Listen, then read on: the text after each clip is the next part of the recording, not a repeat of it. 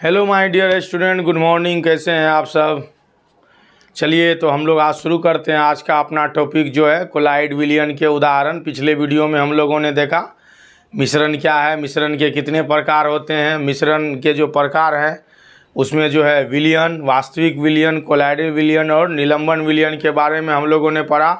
आज उसी में से जो एक प्रकार है कोलाइड विलयन, उस कोलाइड विलयन के विभिन्न उदाहरणों को देखेंगे जो हमारे दैनिक जीवन में जो है काम आता है। बहुत सारे ऐसी चीज़ें हैं जो दैनिक जीवन में ना भी काम आता हो अप्रत्यक्ष रूप से, लेकिन वो कोलाइड विलयन का उदाहरण है। ठीक है, तो चलिए बिना देर किए हुए हम लोग शुरू करते हैं अपना ये जो बैच है। ये क्लास 9th के लिए बैच है, जिस बैच का नाम है हैशटैग शुरुआत batch for class 9 Bihar board.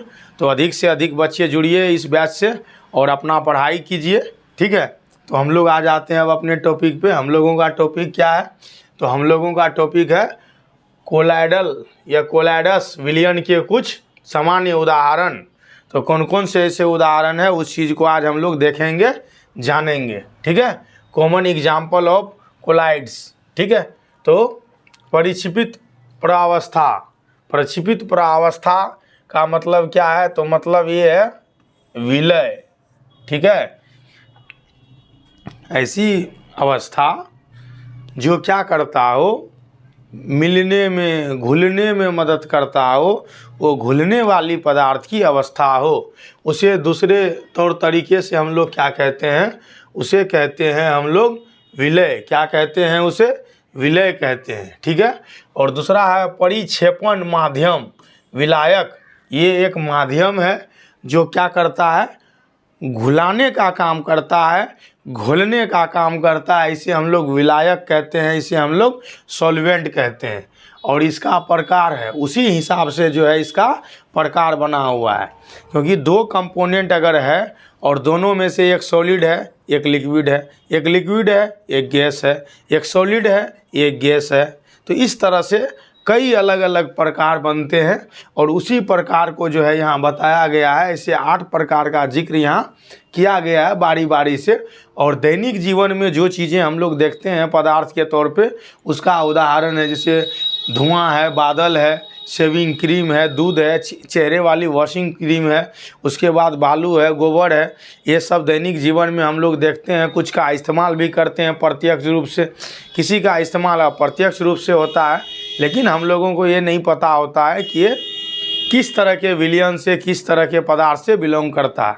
तो आज उसी चीज़ को आज हम लोग जानेंगे, समझेंगे, पढ़ेंगे। ठीक है, तो इन सब चीज़ों को अभी अच्छे से करेंगे। ठीक है, तो चलिए तो हम लोग आ जाते हैं अपने टॉपिक पे और टॉपिक को क्या करते हैं देखते हैं। ठीक है,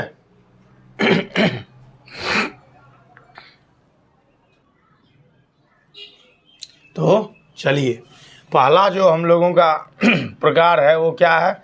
द्रव और गैस। यहाँ गैस में जो है द्रव घुला हुआ है। कहने का मतलब ये है कि गैस जो है विलायक है और द्रव जो है वो क्या है? वो विलय है। ठीक है, और ऐसे जो कोलाइड विलयन का प्रकार है उसे कहते हैं एरोसोल। क्या कहते हैं? एरोसोल कहते हैं, मतलब गैस में द्रव। ऐसा जो उदाहरण है वो है धुंध और बादल। धुंध और बादल। ठीक है, धुंध के वजह से हम लोगों को ठंडी के दिनों में या अक्सर पोल्यूटेड सिटी में नहीं दिख पाता है आसपास का चीज़ जो है क्लैरिटी के साथ एकदम जो अच्छे से चीज़ें दिख सके उतना जो है पारदर्शिता के साथ नहीं दिख पाता है, विजुअलिटी उतनी तगड़ी नहीं रहती है। और दूसरा है बादल। ठीक है, तो बादल क्या है? गैस में वाटर ड्रॉपलेट्स का कॉम्बिनेशन है। तो गैसों में जब द्रव मिला रहेगा तब उसे एरोसोल कहेंगे। और उसका उदाहरण है धुंध और बादल। धुंध और बादल, धुआं भी कह सकते हैं। गैसों में ही जो डस्ट पार्टिकल है, जो कार्बन के पार्टिकल्स हैं, वो मिला रहता है, तो धुआं भी एक उदाहरण है इसका। ठीक है, तो धुआं, तो वहाँ पे जो है ठोस है। धुआं क्या है? ठोस है, तो उसको थोड़ा सा अलग समझिए। लेकिन धुंध जो है, धुंध उसमें क्या होगा? तो गैसों में द्रव के जो कण हैं वो घुले हुए मिले हुए होंगे। दूसरा है ठोस और इधर है गैस। अब गैसों में ठोस पदार्थ जब मिला हुआ हो तब उसे हम लोग क्या कहेंगे, उसको भी हम लोग एरोसोल ही कहेंगे। और उसी का उदाहरण है धुआं। क्या? धुआं। ठीक है, ये धुआं। ठीक है, तो जब कोई बंदा स्मोकिंग करता है तो स्मोकिंग में जो सिगरेट होता है वो क्या है, सॉलिड है। फिर उसको जलाता है माचिस से, फिर खींचता है, तो खींचता जो है वो क्या है, धुआं है। लेकिन धुआं में क्या होता है, सॉलिड पार्टिकल्स होता है जो श्वास नलिका में अलग अलग जगह जाके क्या होता है, जम जाता है। और सबसे ज़्यादा हमारे लंग्स में जमा होता है। लंग्स के जो एल्वियोलाई होते हैं, वायु कोष्ठिका होते हैं, उसको क्या करता है, वो क्षतिग्रस्त करता है, उसकी संख्या को कम करता है। और लंग कैंसर का क्या होता है, वो कारण बनता है। तो स्मोकिंग करने वाले मेरे जो भी भाई हैं, ठीक है, या बहनें हैं, आज तो मॉडर्न है दुनिया, लड़कियां खूब धूक रहा होता है, तो समझे इस चीज़ को, भगवान ये खोपड़ी दिए हैं, इसका इस्तेमाल कीजिए।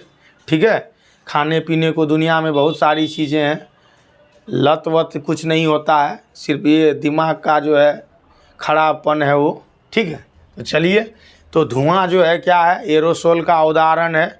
मतलब गैस में ठोस मिला हुआ होता है। ठीक है, तीसरा है क्या, द्रव। द्रव में क्या मिला है, तो द्रव में गैस मिला हुआ है। कोल्ड ड्रिंक जो आप पीते हैं, चाहे कोक हो, लिम्का हो, थम्सअप हो, वो क्या है, द्रव अवस्था में है। उसमें CO2 क्या होता है, कंप्रेस्ड करके डाला हुआ रहता है। और जैसे ही आप उसको खोलते हैं, सूं इससे आवाज़ आती है। जब आप पीते हैं तो बार बार क्या होता है, ढका रहता है, तो क्या होता है, गैस ही निकलता है। तो द्रव में जो है गैस घुला रहता है। इसका जो है उदाहरण है फोम, इसको हम लोग झाग भी कहते हैं। और शेविंग क्रीम जो है मार्केट का प्रोडक्ट है, जो हम लोग अपने दैनिक जीवन में शेविंग के लिए इस्तेमाल करते हैं। तो बेशक आपको ये द्रव में गैस का मिश्रण समझ में नहीं है, फोम आपको समझ में आएगा, झाग समझ में आएगा, उसके बाद शेविंग क्रीम समझ में आएगा। आजकल एक नया इस साइज़ का, डब्बे का साइज़ का आया हुआ है फोम उड़ाने वाला, जो अक्सर बर्थडे में, शादी ब्याह में क्या करते हैं, बच्चे उड़ाते हैं। तो कभी कभी उससे आग वगैरह भी लगती है, जब आप बर्थडे वगैरह में कैंडल भी जलाते हैं और उसको भी उड़ाते हैं, और वो स्वास्थ्य के लिए भी हानिकारक है, इस बात का ख्याल रखेंगे। ठीक है, तो ये उदाहरण हो गया। उसके बाद है 4, जब द्रव में द्रव का मिश्रण हो, जब द्रव में द्रव मिला हुआ हो तब उस चीज़ को हम लोग क्या कहते हैं, इमल्सन कहते हैं। क्या कहते हैं, इमल्सन कहते हैं।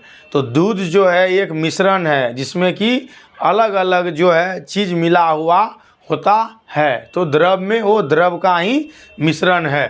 ठीक है, तो दूध इसका उदाहरण है, चेहरे का क्रीम इसका उदाहरण है, दरवाज़ों का जो पेंट आता है, अलग अलग तरह का जो लिक्विड वाली पेंट देखते हैं, जिससे आप क्या करते हैं, अपने दरवाज़ों, खिड़कियों, फर्नीचरों में कलर करते हैं, तो वो पेंट, ये सब का सब उदाहरण है द्रव में द्रव के मिश्रण का, जिसको हम लोग क्या कहते हैं, इमल्सन कहते हैं। क्या कहते हैं, इमल्सन कहते हैं। ठीक है, तो वो क्रीम, जेली टाइप की जो क्रीम आती है, जिसको आप लगाते हैं अपने पूरे चेहरे पे, तो वो चेहरे वाली क्रीम भी है इसका उदाहरण। फिर चलिए, द्रव में ठोस का मिश्रण, द्रव है और उसमें ठोस घुला हुआ है, मिला हुआ है, इसको हम लोग कहते हैं सोल। क्या कहते हैं, सोल कहते हैं। तो ये है बालू और ये है गोबर, इसका उदाहरण है कि द्रव में ठोस का मिश्रण। तो पानी में बालू का मिश्रण, पानी में जो है गोबर का मिश्रण। ठीक है, ये पानी में चूना पानी जो है वो भी है, या पानी में सत्तू, या दूध में जो है वो हॉर्लिक्स या बॉर्नवीटा, ये सब जो मिश्रण है, ये सब के सब मिश्रण जो है वो सोल के मिश्रण है, द्रव में ठोस का मिश्रण है। ठीक है, उसके बाद है, देखिए यहाँ ठोस में गैस का मिश्रण, कि ठोस कोई पदार्थ है और उसमें गैस मिला हुआ है, तो ये है फोम, इसको हम लोग झाग कहते हैं। तो झाग हो गया, रबर हो गया और स्पंज हो गया। ठीक है, गद्दे वगैरह में जो इस्तेमाल होता है, तो गद्दा में वो क्या है, स्पंज लगा हुआ है। और वो स्पंज में हवा भरा हुआ है, तो जब आप बैठते हैं तो वो क्या होता है, नीचे पिचक जाता है, और जैसे ही आप उठते हैं तो फिर हवा की वजह से वो ऊपर आ जाता है। तो ये उसका उदाहरण है, ठीक है। तो देख लीजिए। फिर है ठोस में द्रव का, ठोस है और उसमें द्रव है। तो ठोस में द्रव का जो मिश्रण है उसको हम लोग जेल या जेली कहते हैं, ठीक है। ये जेली है, पनीर है, ये सब इसका उदाहरण है। ठोस में द्रव का मिश्रण, ये जो रसगुल्ला आता है स्पंज, ये जो आप खाते हैं तो सटाक से रस निकलता है बाहर, वो भी इसका उदाहरण है, ठीक है। पनीर इसका उदाहरण है। जेली, कोई भी सॉस वगैरह जो आप खाते हैं, जेली वाली सॉस जो आप खाते हैं, ठीक है, या टॉप्स वगैरह जो आप खाते हैं, सब इसी का उदाहरण है। फिर है ठोस में ठोस का मिश्रण। जब विलय भी ठोस हो, विलायक भी ठोस हो, तब उसे हम लोग क्या कहते हैं, सॉलिड सोल कहते हैं। उसको रंगीन दूध भी कहा जाता है, रंगीन रत्न कांच भी कहा जाता है। वो जो एक आर्टिफिशियल डायमंड बनाया जाता है, डुप्लीकेट डायमंड बनाया जाता है, अलग अलग प्रकार की जो कांच बनाई जाती है, वो डीजे लाइट सब में जो आप कांच देखते हैं, ये गोगल्स, अलग अलग प्रकार का जो ये आप चश्मा देखते हैं जो अलग अलग कलर को दिखाता है, ये लाइट के जो अपर कवर होते हैं जिसमें डायोड के नीचे वो लगा रहता है जिससे कलर चेंज हो जाता है। तो ये सब के सब क्या हैं, उदाहरण हैं किसके, कोलाइड विलयन के, जो हम अपने दैनिक जीवन में इस्तेमाल करते हैं प्रत्यक्ष या अप्रत्यक्ष तौर से। आप इसमें से किसका इस्तेमाल नहीं करते हैं बताइए। शेविंग क्रीम का इस्तेमाल होता है, दूध पीते ही हैं, चेहरे का क्रीम आप लगाते ही हैं, टूथपेस्ट भी एक उदाहरण है उसका, झाग उड़ाते ही हैं, गोबर से निपाई पोताई होती है हमारे यहाँ। उसके बाद पनीर आप खाते ही हैं, अलग अलग प्रकार की जेली आती है, उसका भी इस्तेमाल हम लोग करते ही करते हैं। तो ये सारी चीज़ें हैं जो हम लोग अपने दैनिक जीवन में क्या करते हैं, इसका इस्तेमाल करते हैं, ठीक है। अब हम लोग थोड़ा सा आगे बढ़ते हैं, आगे चलते हैं और देखते हैं कि और क्या है आगे, क्या आगे दिया हुआ है। अब है गैस में गैस, ठीक है, कोलाइडल विलयन नहीं है, यह एक मिश्रण है, यह एक क्या है, मिश्रण है। मतलब गैस में गैस अगर मिल गया है तो याद रखिए ऊपर जो आप पढ़े हैं वो क्या है, कोलाइड विलयन का एक उदाहरण है, ऐसा मान के चलते हैं, ठीक है। तो कोलाइड विलयन नहीं है, वो एक क्या है, मिश्रण है, वो एक क्या है, मिश्रण है, पूर्ण रूपेण अशुद्ध मिश्रण है, विसमांगी मिश्रण है। और उसका स्टार एग्जाम्पल क्या है, हवा। उसका स्टार एग्जाम्पल क्या है, वायु, क्योंकि इसमें क्या मिला है, नाइट्रोजन मिला है, ऑक्सीजन मिला है, कार्बन डाइऑक्साइड मिला है, इसमें जो है वाटर वेपर मिला हुआ है, ठीक है। तो ये सारा का सारा इसका क्या है, कंपोनेंट्स है जो ये चीज़ को बताता है, इस चीज़ को साबित करता है। अब विलयन की सांद्रता, विलयन की सांद्रता, ठीक है। विलयन की सांद्रता का मतलब ये है कि उस विलयन का कितना अपने आप में होल्डिंग कैपेसिटी पावर है, वो विलयन जो है अपने अंदर कितने विलय को घुलाने का क्षमता रखता है, किस लेवल का वो विलयन है, उसी को उसका क्या कहते हैं, सांद्रता कहते हैं, जो फॉर्मूले से प्राप्त किया जाता है, ठीक है। तो देखिए द्रव्यमान या विलयन के द्रव्यमान प्रतिशत, ठीक है। विलय जो है पदार्थ का द्रव्यमान, कोई भी विलय है वो पदार्थ ही है, उसका द्रव्यमान देख लीजिए, विलयन का द्रव्यमान देख लीजिए, और उसके बाद जो है 100 से उसको क्या कीजिए, मल्टीप्लाई कर दीजिए। 100 से जब आप किसी चीज़ को मल्टीप्लाई करते हैं तो किस में कन्वर्ट हो जाता है, परसेंटेज में। किस में कन्वर्ट हो जाता है, परसेंटेज में। तो यहाँ विलयन की सांद्रता ज्ञात करने के लिए विलयन के द्रव्यमान प्रतिशत है, या द्रव्यमान प्रतिशत के नाम से ये जाना जाता है, ठीक है। तो इस चीज़ का आपको क्या करना है, ध्यान रखना है, इस चीज़ को आपको समझना है। द्रव्यमान प्रतिशत का मतलब अपने को द्रव्यमान लेना है, कहने का मतलब ये है कि 20 ग्राम चीनी लेंगे और 80 ग्राम जो है हम लोगों का क्या होगा, वाटर होगा। तो लेकिन विलयन कितना बनेगा, 100 ग्राम बनेगा। कितना बनेगा, ग्राम ग्राम कट गया, 100 कट गया। तो ये जो परसेंटेज है ये 20% है। कितना परसेंटेज है, तो 20% का ये सांद्रण है, ये याद रखना है। दूसरा क्या है, द्रव्यमान और विलयन के आयतन प्रतिशत। द्रव्यमान प्रतिशत और आयतन प्रतिशत। अब सेम चीज़ हम लोग करेंगे लेकिन आयतन में करेंगे, ना कि द्रव्यमान में करेंगे। हम लोग वॉल्यूम और कैपेसिटी के हिसाब से चलेंगे। अब जो है विलय, उसका जो है पदार्थ का अपना द्रव्यमान ले लीजिए और उस विलयन का आयतन ले लीजिए। कितना है, 200, 400, 700, 500, कितना ml जा रहा है, और उस हिसाब से आपको क्या करना है, फिर मल्टीप्लाई कर देना है किससे, 100 से। इससे किसी भी विलयन की सांद्रण जो है वो प्राप्त होगी और उस विलयन के स्ट्रेंथ का पता चलेगा, उस विलयन के शक्ति का पता चलेगा। ठीक है, तो ये है थोड़ा सा इस चैप्टर का मटेरियल जो कि आपको जानना चाहिए, आपको पता होना चाहिए।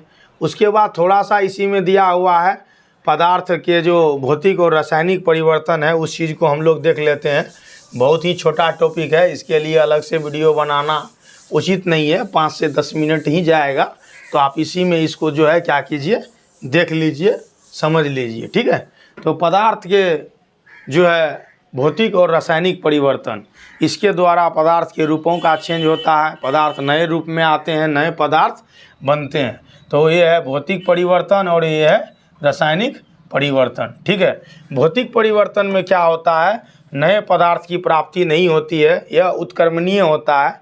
मतलब उत्क्रमणीय मतलब का क्या है कि पानी को अगर हम लोग क्या करेंगे, कूलिंग करेंगे तो वो बर्फ़ बनेगा, और बर्फ़ जब धीरे धीरे धीरे धीरे पिघलेगा तो फिर वो पानी बनेगा, मतलब उसी रूप में चेंज होता रहेगा।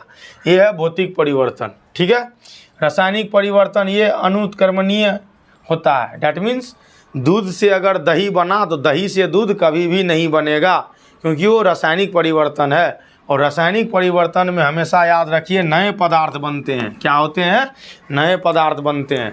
पदार्थ अपने रूप को चेंज करता है और नया पदार्थ बना लेता है, तब वो है रासायनिक परिवर्तन। ठीक है, याद रखिए। भौतिक परिवर्तन के दौरान कोई भी नया पदार्थ नहीं बदलता है, नहीं बनता है, रूपों में सिर्फ चेंज होते हैं, संरचना और बनावट चेंज होता है। ठीक है, और रासायनिक परिवर्तन में नया पदार्थ बनता है।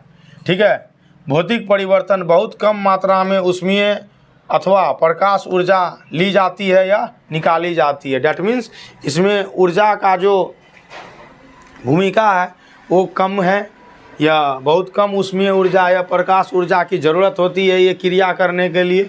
लेकिन रासायनिक परिवर्तन में एक बड़ी मात्रा में ऊर्जा की आवश्यकता होती है, तब जाके ही नया पदार्थ बन पाता है, नहीं तो नया पदार्थ नहीं बनेगा। जैसे लकड़ी का जलना, लकड़ी जब जलेगा तो उससे ऊष्मा की प्राप्ति होगी, रोशनी की प्राप्ति होगी, और उससे कार्बन डाइऑक्साइड निकलेगा और थोड़ा सा उससे राख भी निकलेगा। अब उन सबों को जोड़ के हम लोग लकड़ी नहीं बना सकते हैं, तो इस चीज़ को ध्यान में रखना है। अब है बर्फ़ का पिघलना, पिघले हुए बर्फ़ से जो है जल बनना, और जल को फिर जब आप ठंडा कीजिएगा तो बर्फ़ बनेगा। तो भौतिक परिवर्तन में पदार्थ के संरचनाओं में परिवर्तन होता है, अवस्थाओं में परिवर्तन होता है, और रासायनिक परिवर्तन में बिल्कुल नए पदार्थ बनते हैं, बिल्कुल नए पदार्थ की प्राप्ति होती है। इस चीज़ को आप अपने ध्यान में रखें। तो आज का जो टॉपिक है यही टॉपिक था, कोलॉइड विलयन के प्रकार। और कोलॉइड विलयन के प्रकार के बाद जो है विलयन की सांद्रता, सांद्रता के लिए दो जो हम लोगों ने फॉर्मूला को पढ़ा हो, और थोड़ा सा ये सबसे लास्ट में भौतिक परिवर्तन और रासायनिक परिवर्तन क्या है, उसके बीच क्या अंतर है। ठीक है, ठीक ना। अगला टॉपिक जो है बिल्कुल अलग है, उस चीज़ को हम लोग देखेंगे, जानेंगे, सोचेंगे, समझेंगे। ठीक है, तब तक के लिए नमस्कार। इसी तरह से आप लोग देखते रहिए और पढ़ाई को आगे रखिए। जय हिंद,